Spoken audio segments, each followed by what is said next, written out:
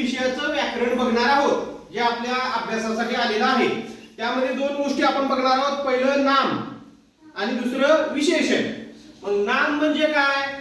तर नाव, जसं की राम, वामन, परत अहद, ही काय आहेत? ते सगळे नाम आहेत. नाम आपण याला काय म्हणतो? नाम किंवा नाव.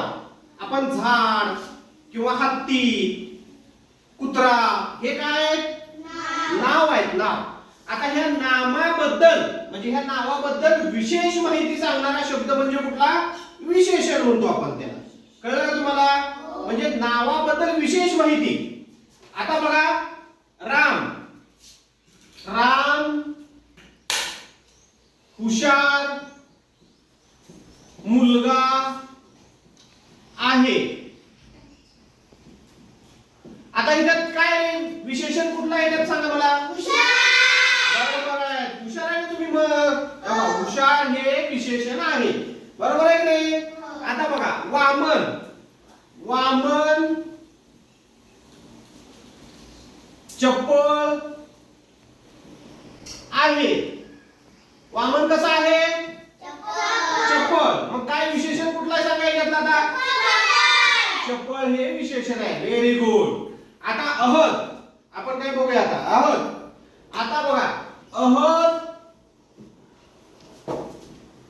सुंदर दिसतो. आता ह्याच्यातलं विशेषण कोणतं आहे सांगा. बरोबर.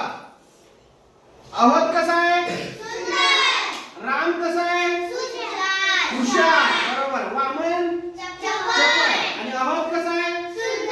म्हणजे हे हुशार, चप्पल, सुंदर हे जे शब्द आहेत ते विशेषण आहे. म्हणजे या नामाबद्दल विशेष माहिती देत आहे. म्हणजे अहद कसा आहे किंवा वामन कसा आहे, राम कसा आहे याची माहिती, विशेष माहिती देत आहे. लक्षात आलं तुमच्या?